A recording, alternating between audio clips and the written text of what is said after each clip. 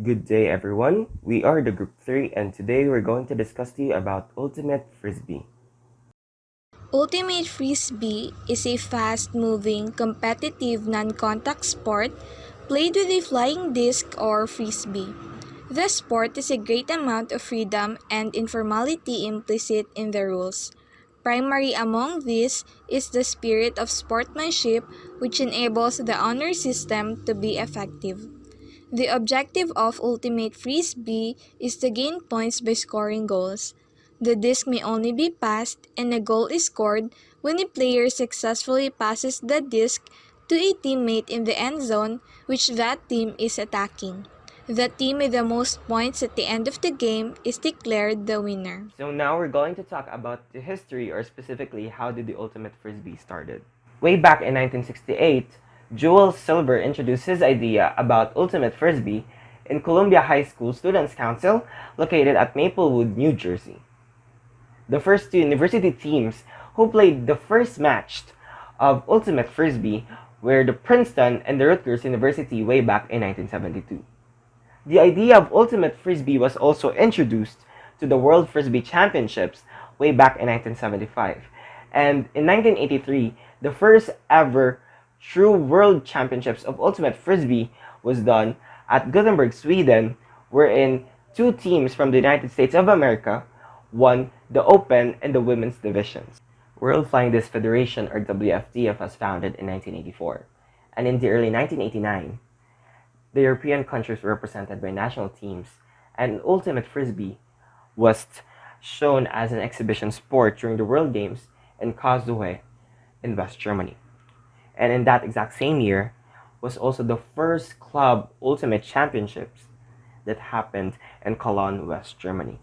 Ultimate Frisbee, together with disc golf, was included as a medal sport in the World Games in Akita, Japan in 2001, wherein 6 countries were invited to compete in the said event based on their performance in the WFDF 2000 World Championships in Germany, wherein Canada was hailed as the overall gold medalist with an overtime victory with the United States of America. In 2009, World Games happened in Kaohsiung, Chinese Taipei, wherein Ultimate Frisbee outdrew all other sports with more than 50,000 participants. And now, Ultimate Frisbee is played with more than 100,000 members in 50 different countries across the globe, having the United States of America with the most number of participants with 31,000 members. And in 2010, WCC was done in Prague, Czech Republic, wherein it was considered as the largest meet to date with more than 2,800 players and 136 teams from 36 countries participated in the Ultimate Frisbee competition. Number of players. Two teams of 7 players compete on a playing field about the same length as a football field, but narrower. An ultimate team can consist of as many players as team wants. An average team has about 12 to 18 players. At each end of the playing field, there is an end zone. Each team defends one end zone. They score a goal if one of the players catches the disc in the opposite end zone. The player with the disc is called the thrower. The thrower may not run with the disc. Instead, they move the disc by passing to teammates in any direction. The defensive team gets the possession of disc if an offensive team's throw is not caught by a player of the same team. Then, the defensive team becomes the offensive team and can try to score in the opposite.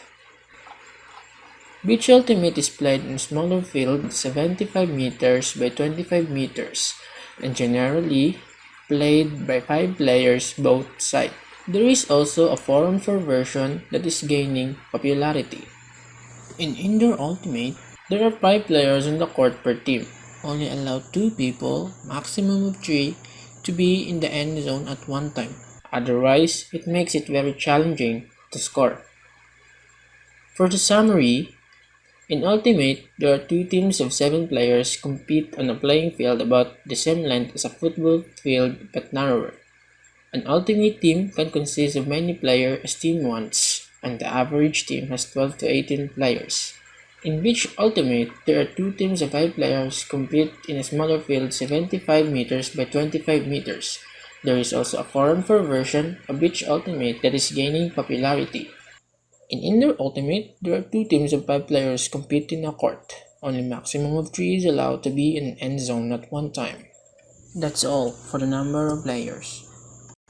Disc used in the ultimate frisbee. Inspired by the emerging craze of UFOs and flying saucers, the budding American inventor Fred Morrison took an idea to the Southern Californian Plastics Company and produced a crude prototype plastic flying disc known as the Arcuate Vane model in 1948. In 1951, Morrison went on to produce his second model called the Pluto Platter, which he sold and gained popularity among the young. Morrison then sold his rights on the Pluto Platter to the toy company known as WAM-O, the same company who produced the hula hoop, and so mass production of the Pluto Platter began in 1958. In a bid to improve both the flying properties and the marketability of the Pluto Platter, WAM-O turned to another fledgling inventor named Ed Hedrick, and in 1967 the WAM-O Frisbee was launched. It is alleged that it was Rich Neur, co-founder of the WAM-O company, who picked up the catchy term from Harvard students that had been throwing pythons around for years and calling it frisbeeing. Being unaware of the possible origins of the word, he spelled his new creation as frisbee. Currently, the most popular choice is the 175 grams Ultrastar by Discraft, which is the official size and weight for Ultimate Frisbee. The Aerobi Super Disc is popular among beginners learning the skills and playing Ultimate Frisbee. For juniors with good ability, the Daredevil 140 grams Junior Ultimate Disc is recommended. Now, I will be discussing the two types of playing field in Frisbee. First, we have the grass field.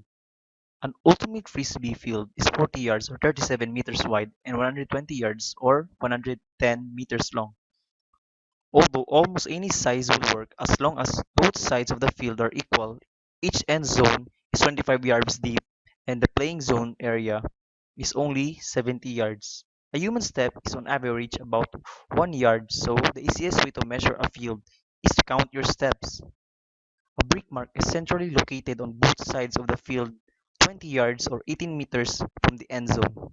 Bricks sometimes aren't marked even at legitimate tournament, so it is important to remember that bricks are 20 steps in the field. The entire 40 by 120 box is the playing field. If the frisbee leaves this area, it will be considered out of bounds. The exact center of the field is 20 yards from the sidelines and 35 yards from the end of the zone line. As you can see here in the picture, the exact length of the field is 120 yards and its wide is 40. There's the end zone, the playing field, the brick is labeled there, as you can see. Now let us proceed to the next playing field, which is the beach field. Now I will be discussing the beach field. Although it's almost the same as the field in the grass field in the frisbee, there are some minor changes in its field. They have the same rules though, so I will be discussing it. What's the difference and what's the similarities? First is the playing field in the beach field is a rectangular area with dimensions and zone, as shown in the picture below. Um, the perimeter line surrounds the playing field and it consists of two side lines along the length and two end lines along the width. The perimeter lines are not part of the playing field. The goal lines are the lines that separate the central zone from the end zone and are part of the central zone. The brick mark is intersection of two cross 1 meter line in the central zone set 10 meters from each goal line, midway between the sidelines. Eight brightly colored flexible objects such as plastic cones are used as a marker in the corner of the central zone and the end of the zone. All lines shall be marked with color tape between 5 and 10 centimeters wide. The playing field shall be sand, which is essentially flat, free of obstruction and holes, and for a reason for player safetyness. If play obstructed by non-players are objects within 3 meters of the perimeter line, any obstruction of players are thrown possession called violation. So here we have the picture. As you can see, the playing field or the field dimension of it is 75 by 25 meters or 82 by 27 yards. The total length of it is 75 meters and it has 25 meters as its width. And we can see here the end zone, the field, the playing zone, the sideline and the end line, and then there's the goal line there. So that would be it. Now we will be proceeding to the attires in playing. I am Angeli Patriarca, and I am going to tackle about what are you going to wear in playing Ultimate Frisbee. First things first, you need to have a pair of Ultimate Frisbee cleats. Cleats are the footwear that Ultimate Frisbee players use. The quality of your cleats will determine how much traction you have on the field. But first, what is traction? Merriam-Webster Dictionary defines traction as the force that causes a moving thing to stick against the surface. Or in other words, it will help the player to maintain his or her balance on the field in order to not easily stumble or slip. All types of Ultimate Frisbee cleats have raised knobs which help improve traction on the field, grass, and other synthetic surfaces. Most of the Ultimate Frisbee players wear soccer, football, or lacrosse cleats. First, what are the characteristics of a football cleat? Football cleats have a front two stud because it focuses more on forward movement. It usually have longer studs that are designed to really dig into the field. It also have bladed studs that offers excellent traction and speed. Football cleats are usually made up of metal, rubber, or hard plastic. Lastly, football cleats come in a variety of styles to suit different positions on the field. High tops are built to support the ankle. Mid-cut shoes offers partial support. Low-cut shoes are similar to those of top soccer shoes. Moving on, we have the soccer cleats. Most of its kind don't have a front or two stud. It usually have shorter stud, which enables a player to have a stronger focus on making quick turns. Have hard, molded soles that work well on hard surfaces like artificial grass and is usually less expensive than cleats with screw-in studs. Soccer cleats are usually low-cut and designed for maximum maneuverability. Soccer cleats are usually lighter than football cleats because it involves more on running. Soccer cleats have a thinner midsole so players maintain a low center of gravity. Lastly, we have the lacrosse cleats. Most of its kind don't have a front or two stud. Have shorter studs which enables a player to have a stronger focus on making quick turns. Lacrosse cleats have hard molded soles that work well on hard surfaces like artificial grass. It is usually less expensive than cleats with screw-in studs. Usually have low cut and designed for maximum maneuverability. So as what you can observe, the soccer cleats and the lacrosse cleats almost have the same properties. Cleats also have different types of studs, the rounded and the hard ground cleats. First, rounded or conical cleats have more stability and has less risk of injury. Hard ground cleats are great for playing on compacted soil or artificial surfaces. In choosing ultimate frisbee cleats, you need to consider your position in playing and on what surface will you play. First is according to position. If you are a cutter, A suitable cleat for you is football cleats because it is designed for sprinting forward. If you are a handler, soccer cleats or mid-cut football cleats is the best for you. This cleat offers better agility and lateral movement speed. According to the surface, if you play on dry fields, bladed studs is the best option because the space between the studs offer you more traction on dry ground. While if you play on wet fields, rounded or conical cleats allow your foot to pivot more, which can also reduce the risk of injury on soft surfaces. The next attire needed in playing Ultimate Frisbee are gloves. Gloves generally improve the player's grip with the disc. As a result, the player can still play efficiently during a rainy weather. It helps limit or totally prevents hand pain, but still depends on how long the player will play or you play. It also helps improve the grip of those with sweaty hands. Different gloves are present in the market today. Some gloves are thin enough to allow players to catch and throw discs accurately. Using gloves when it's dry gives you an extra spin, while using it when wet gives the player more grip to the disc. The gloves will definitely improve your catching or throwing, not only on wet or rainy conditions. Whereas some gloves have durable padding, which is great in absorbing the impact from the catching and throwing, which keeps the player's hand from pain. Some gloves have polymers coating on it, which will give you a natural feel and almost like playing with bare hands. Lastly, some gloves have rubberized palm and fingers to provide more grip when it's warm or cold. Of course, in playing the ultimate frisbee, you need to wear something comfortable. In playing this game, jersey or spandex is the most preferred clothing. Spandex is a lightweight synthetic fiber that is used to make stretchable clothing such as a sportswear. It is made up of a long chain of polymer called polyurethane, which is produced by reacting a polyester with a diisocyanate. The polymer is converted into a fiber using spinning technique.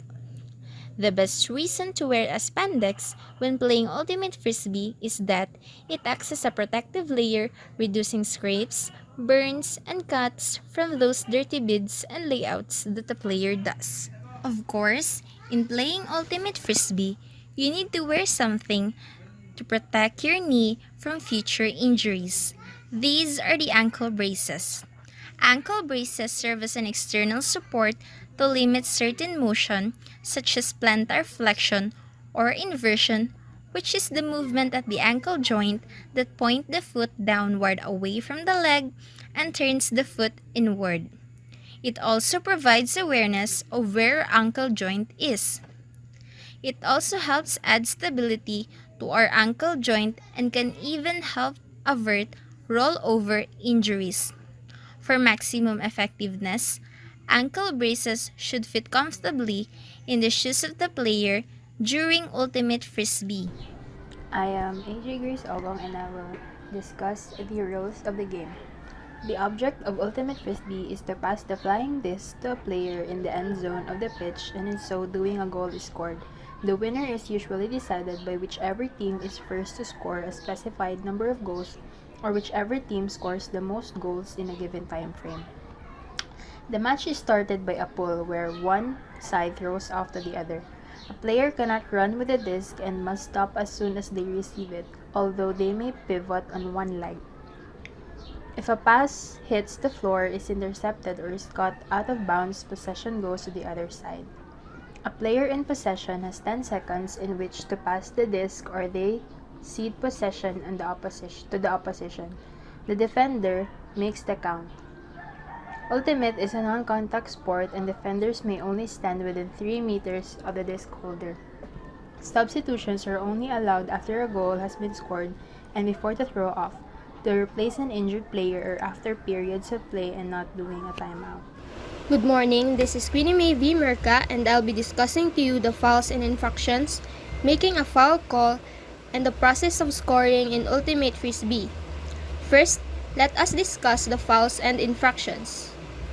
Ultimate Frisbee is a non-contact sport. Hence, physical contact should always be avoided as much as possible. Physical contact that is ruled dangerous or affecting the outcome of a play is considered a foul. Double teaming is not allowed. More than one marker/defender may not guard the thrower or catcher, and matchups are to be kept to a one-on-one basis. Players must observe disc space. The marker or defender may not come closer than a diameter of a disc to the thrower. Next, the marker or defender is not allowed to hit or grab the disc out of the hands of the thrower. They can try to block the disc with their hands or feet and attempt an intercept after the disc is thrown. If members of the opposing team catch the disc at the same time, the possession of the disc will go to the attacking team. Players are not allowed to shepherd or create picks and screens to obstruct the path of players from the defending team. Making a call. If you believe that an opposing player has committed a foul, you can make a call to report it. Play doesn't stop when the disc is still in mid-air, but only when a team is in possession of the disc. When the game stops, the person reporting the foul will explain it to the fouling player involved. If the fouling party disagrees that there was a foul, a contest may be called and the previous play is replayed. If the foul is agreed, both players involved in the incident will call uncontested and the reporting player gets the disc. Play is resumed with a check. The marker touches the disc in the thrower's hand and calls disc in. Now let's move on to the scoring. All you need to do to score a point in Ultimate Frisbee is to catch the disc in the opponent's end zone. The 2 feet of the player must land in the bounds for the point to count. Next, if you catch the disc in mid-air, make sure your first point of contact lands in the end zone. However, if your foot touches the goal line when you catch the disc, it is not counted as a goal. After a point was scored, the play stops and the teams switch the end zones that they were defending. The first team to score 15 goals in a time cap of 90 minutes will win the game. However, this rule can change depending on the level and intensity of play or as agreed upon by both captains. This picture is an example of the scoreboard used in Ultimate Frisbee. So let's move to refereeing. Refereeing. The sport of Ultimate Frisbee has been known as a self-officiating sport, but in situations where there is an important tournament or important game, observers may be called in by the tournament director or team so as to keep order between competing teams. Not every game at a tournament will have observers and not every tournament will have them. Referees are less common in the ultimate scene than observers. So, we'll discuss about observers. Observers typically wear orange colored shirt, but they may wear any color shirt as long as the back says observer. So, what does the observers do? They know all the rules so as to clarify for the players if needed. They keep track of time for the entire game, including between points and timeouts. They watch and call offsides. They also call for the sideline and end zone. They also call whether the disc is up or down. They make the ruling for discussions of player-initiated calls when no agreement has been made. They also can implement a misconduct system of consequences if rules are broken continuously by the same player or team. They also enforce rules specific to the event or points of emphasis, like inappropriate language. So, where do observers work? Often seen in tournaments of great importance like sectionals, regionals, and nationals, all of which are championship games. They can be seen facilitating youth, college, and club games. So if you are interested in becoming an observer, here's how to become one. Anyone can be an observer as long as they go through an official program and act professionally.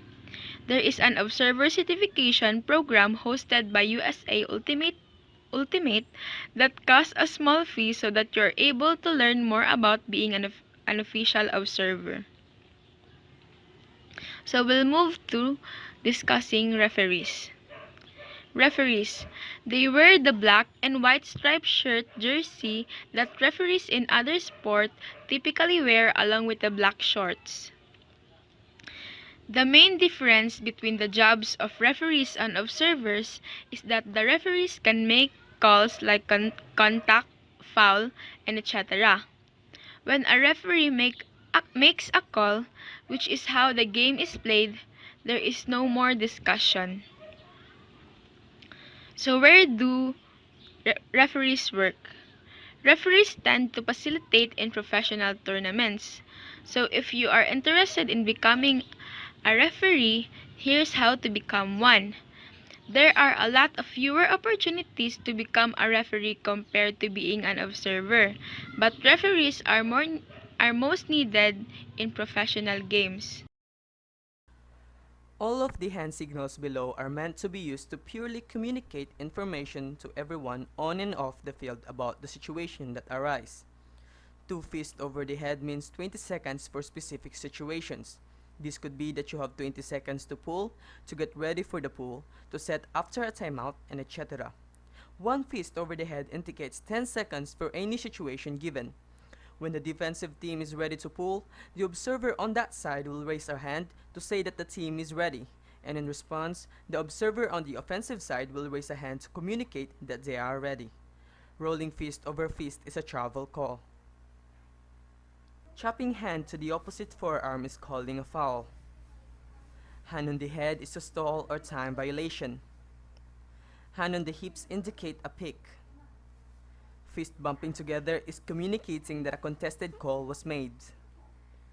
Exploding T formation of the hands means that one hand sits on top of another to make a T shape, but the top hand is pulled away immediately. This is to indicate a TMF, team misconduct foul, or PMF, player misconduct foul.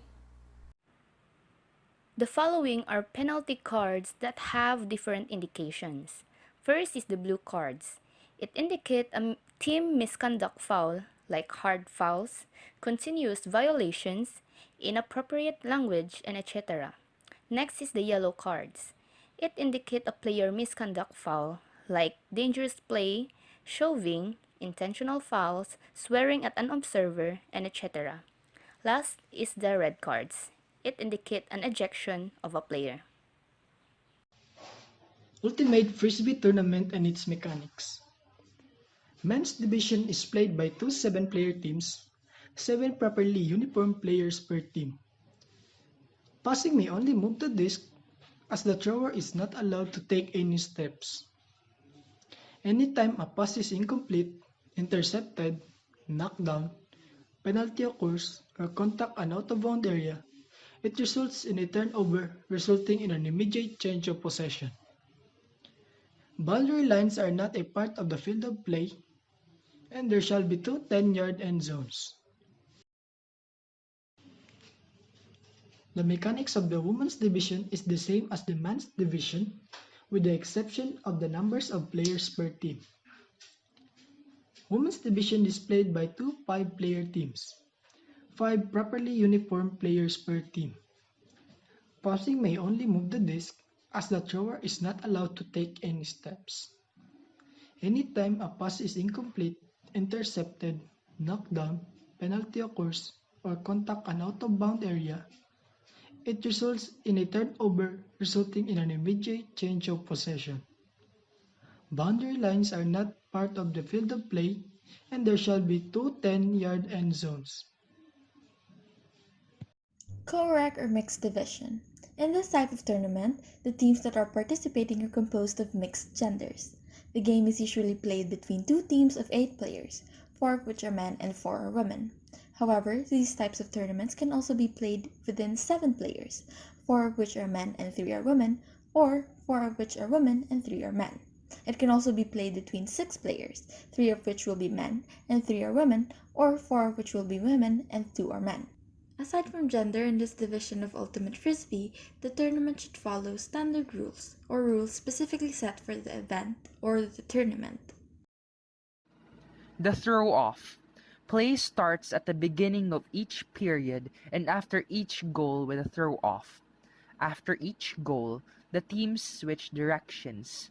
No player on the throwing team may touch the disc in the air before a member of the receiving team touches it.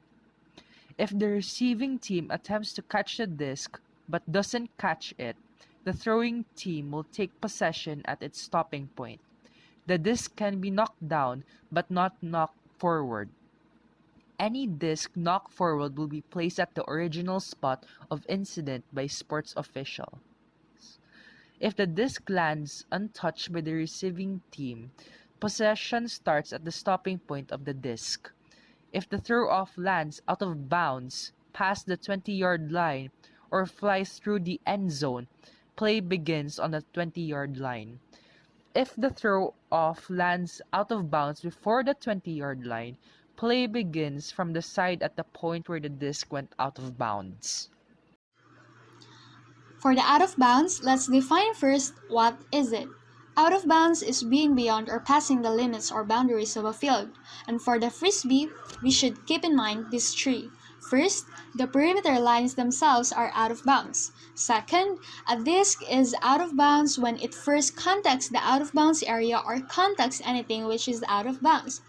And for the last, for a receiver to be considered inbounds after gaining the possession of the disc, the first point of contact with the ground must be completely inbounds. If any portion of the first point of contact is out of bounds, the player is considered to be out of bounds. For the end zones, let's define first what is it. End zones are the two areas at the end of the playing field where teams can score a goal by catching the disc there. And for the frisbee, anytime a team gains possession in the end zone which they are defending, the player immediately chooses to resume play where the disc is stopped or at the goal line. A player may carry the disc up to the goal line provided he or she approaches it perpendicularly. The disc may not be passed as the player approaches the line. If a team gains possession in the end zone which is attacking, the disc is carried perpendicularly to the goal line and the play resumes immediately from the goal line. Traveling. The thrower must keep all or part of the pivot foot in contact with a single spot on the field. If the pivot foot is lifted off the ground, traveling will be called. Stripping. No defensive player may touch the disc while it is in the hands of the thrower. Pass interference. No player can impede another player from receiving the disc. Rules violation. Appendices included in these rules outline rule changes and additions specific to several variations of the sport. Event Organizer Clause. The event organizer may modify rules relating to game logistics in order to suit the event. Examples include game length, time limits, half-time length, number of timeouts, starting time point assessments, uniform requirements, and observer operations. Any such change must be established before competition starts. Captain's Clause. For games not subject to the Event Organizer Clause, a game may be played under any variation of the rules agreed upon by the captains of the teams involved. Otherwise, any rules variations are subject to approval by the event organizer. General versus specific rules. Many of these rules are general in nature and cover most situations. However, some rules cover specific situations and override the general case. Lastly, we will be discussing the ranking systems. There are two types of ranking systems that are used in an Ultimate Frisbee tournament: the USA Ultimate National Ranking System and the ELO rating algorithm. First, let us discuss the USA Ultimate National Ranking System. Here, we measure and average the previous game ratings of a specific team as a whole. One defining characteristic of this is that it measures based on the score difference between the winning and the losing team at the end of the game. To put it into context, if we were comparing Team A and Team B, and Team A won with a score of 6-3, where it got double the score of the losing team, and Team B won with the score of 7-6. The Team A would receive a higher score and a better ranking compared to Team B, who only got 1 point difference between the winning and the losing team. Second, we have the ELO rating algorithm, which is centered around the individual players rather than the team as a whole. It takes into account relative ratings, margin of victory, and the weight of recency of the game. This type of ranking system takes a lot more things into consideration compared to the last one. To put it into an example, let's take player A with an ELO rating of 1,500. He plays in a tournament for 3 rounds. In the first round, he won against the player with the lower rank. In the second round, he draws with the player. And in the third round, he loses to a player with a higher rank. If we compute this, the equation would typically look like this: 1 plus 0.5 plus 0, which would equate to 1.5. However, in this ranking system, we also have a multiplicative K factor, which basically measures how strong a match will impact the player's ratings. The K factor basically takes into account the relative ratings, margin of victory, and the weight of recency of the game. This is why when a player with a higher ELO rating wins, only a few points are transferred from the lower ranking players. However, when the higher ranking player loses, a lot of points are transferred from them. So if we recalculate the score of player A, where K is equals to 32, we simply multiply 32 to 1.5, and that would be the score of a player A. Hello everybody, this is Mike Ryan Palmaera, and today we're going to show you the basic steps in throwing your Frisbee disc that you could use in Ultimate Frisbee.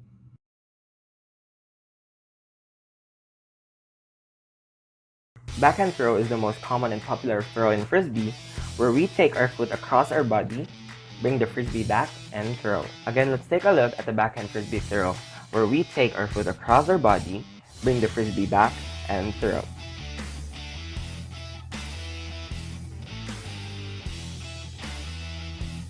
One of the types of backhand throw is the shoulder backhand throw, where we use our shoulder lever to throw the disc. Let's take a look again at the backhand throw where we use our shoulder lever to throw the Frisbee disc.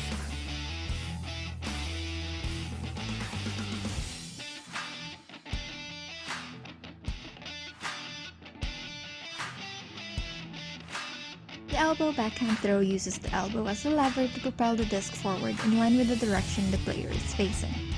First thing you need to note is the step over, where you have to move one leg over the other leg towards the direction you want the disc to go. Next, use your elbows and then swing the disc and then let go, making sure that the disc is positioned in a straight line so that the throw is smooth and won't flip due to any resistance. Put it all together and it should look like this. Step over and then swing your elbow towards the direction you are facing.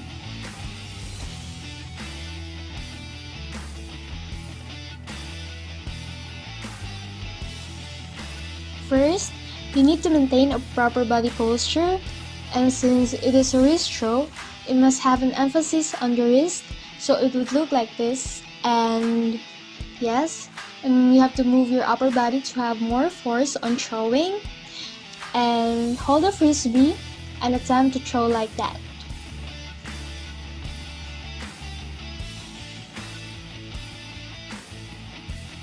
And for the feet, you can do both. First is just a simple step, and second is a double step.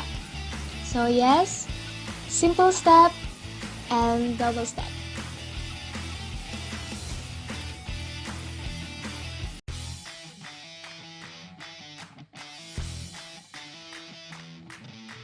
Some players in the Ultimate Frisbee use all 3 levers at once to throw the Frisbee disc. The grip is just the firm handshake in the disc where we put our palm outside the rim and grab the edge.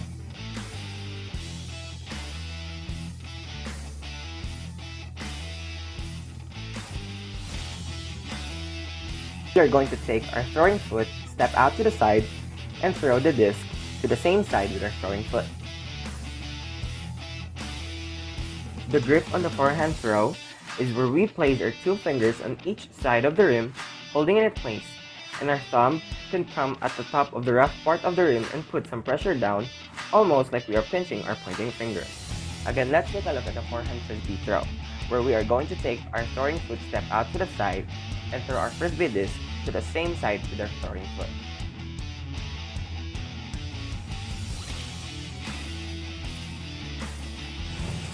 Before we start about the hammer throw, talk first the proper handling of the disc. Proper handling disc is just like this. Fingers and the fingers here. Just like this. Then for the hammer throw, you simply need to stance first, the stance for the throw, up, move your wrist backward, and then throw. Side view, for side view, just look like this. Stance, up, wrist, backward, then throw. Okay? Up, wrist backward, and then throw. Let's take a look again at the hammer, where we throw our frisbee disc like a football that comes out over our head.